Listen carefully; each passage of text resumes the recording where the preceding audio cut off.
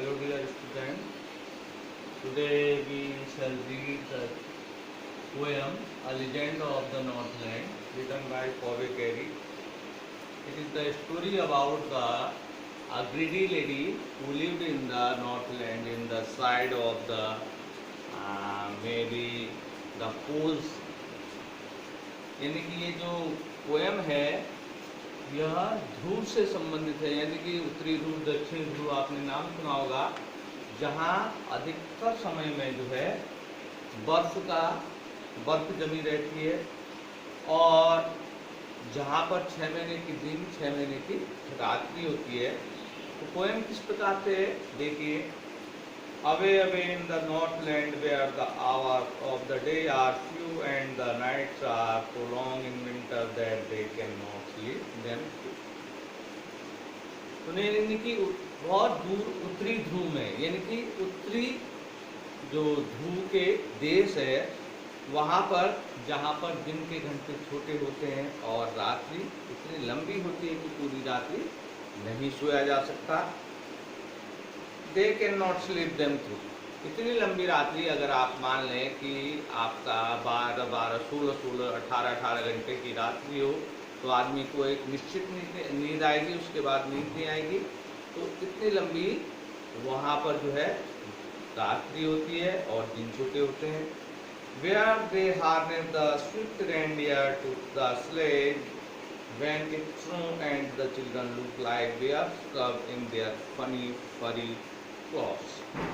तो वहाँ पर जो है उस नॉर्थलैंड में क्या होता है, जब बर्फ पूरे क्षेत्र में बर्फ पड़ जाती है तो वहाँ पर रेंडियर नामक पशु पर जो है स्लेज नामक जो गाड़ी होती है उसे हाँका जाता है और वहाँ के बच्चे जो हैं फनी और फेरी यानी कि विचित्र दिखाई देने वाली जो रोएदार कपड़ों में वो भालू के बच्चे समान दिखाई देते हैं। They tell them a curious story. I don't believe it is true, and yet you may learn a lesson if I tell the tale of you।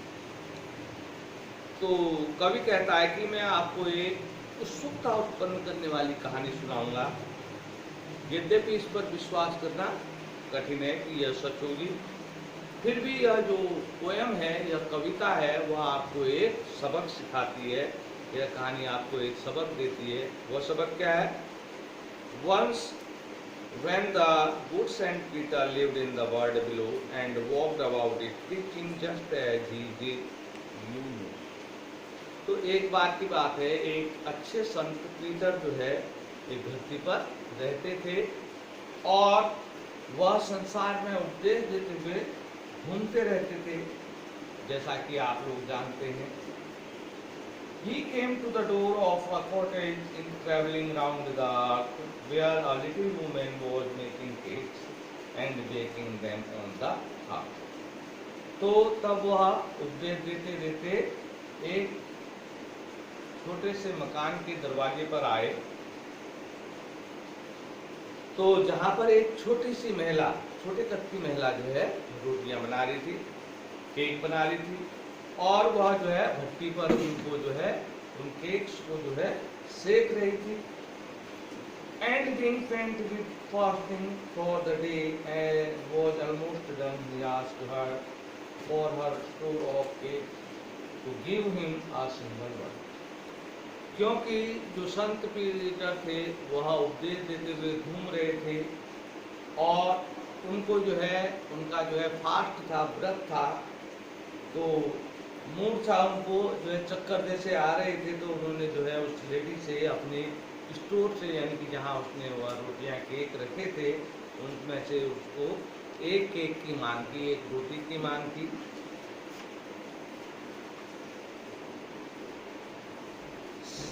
So she made a very little cake। तब उस महिला ने एक छोटा सा जो है रोटी बनाई, केक बनाया।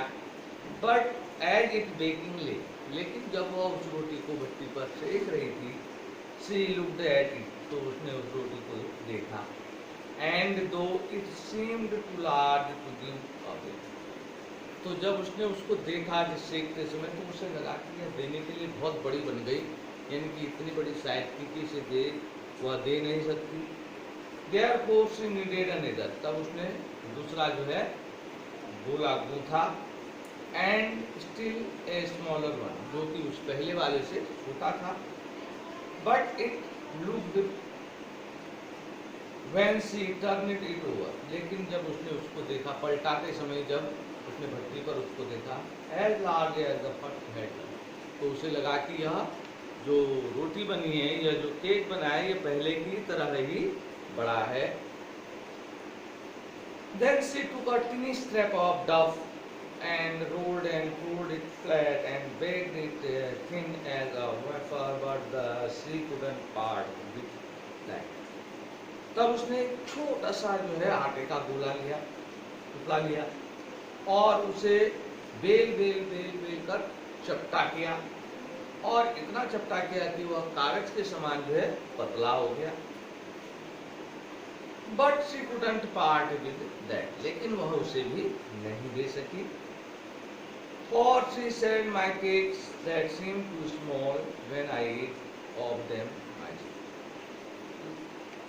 तब उसने कहा कि वह जो रोटियां हैं, वह केक हैं, जब मैं खाती हूँ तो वह मुझे बहुत छोटे दिखाई देते हैं। Are yet too large to give away, पर देने में जब मैं उन्हें देना चाहती तो मुझे वो जो है बड़े दिखाई देते हैं। So she put them on the shelf, इसलिए उन्होंने सारी जो रोटियां, जो केक्स बनाए थे, उनको अलमारी में डाल दिया। Then good Saint Peter grew angry, for he was hungry and faint, surely such a woman was enough to provoke a saint. तब वह अच्छे संत, जो सीधे साधे संत थे, उनको गुस्सा आ गया, क्योंकि वह भूखे थे और उनको मूर्छा आ रही थी, और निश्चित रूप से ही इस प्रकार की जो महिला थी वह उस संत को गुस्सा दिलाने के लिए उसका व्यवहार पर्याप्त था। And he said, you are far too selfish, तब उन्होंने कहा कि तुम बहुत ज्यादा मतलबी हो, to dwell in a human form, और मानव रूप में रहने के लिए जो है तुम बहुत ज्यादा जो है क्या हो, सेल्फिश हो, मतलबी हो। To have both and food and shelter, यानी कि खाना और शरण प्राप्त करने के लिए तुम मानव रहने योग्य नहीं हो। And fire to keep you warm, और आग सेकने के योग्य नहीं हो। Now you shall build add to the bird, अब तुम ऐसा ही करोगी जैसा एक पक्षी करते हैं। And shall get you scanty food, और तुम छोटा सा भोजन प्राप्त करोगी जैसे कि पक्षी छोटा भोजन प्राप्त करते हैं। By boring and boring all day in the hard drive, और कठोर लकड़ी पर जो है दिन भर कठिन परिश्रम करती है, यानी कि उस पर छेद कर करके जो है थोड़ा सा भोजन प्राप्त करोगी। Then she went through the chimney, तब वह चिमनी की ओर, जो वहां पर आग जल रही थी उसकी जो चिमनी थी उसकी ओर चली गई। नेवर स्पीकिंग अ वर्ड, कभी भी बिना एक शब्द कहे हुए वो चिमनी की ओर चली गई। And put off top through a would paper, तब उस चिमनी के टॉप से जो है एक कठफोड़वा उड़ा। फॉर शी वाज चेंजेबल, क्योंकि वह जो महिला थी वह अब कठफोड़वे, यानी कि कठफोड़वा एक पक्षी होता है, उसमें परिवर्तित हो गई थी। She had a scarlet cap in on her head, उसके सिर पर एक लाल रंग की टोपी थी। And that was left the same, और वह टोपी उसकी वैसी ही बनी रही। But all the rest of her clothes were burned, लेकिन उसके बाकी जो कपड़े थे वह सब जल गए। Black as a coal in the flame, और वह उस आग की लपट में जलकर कोयले के समान काले हो गए। And every country school boy has seen her in the wood, और अब जो है गांव का प्रत्येक जो स्कूल जाने वाला बच्चा है उसे जंगल में वह पक्षी दिखाई देता है।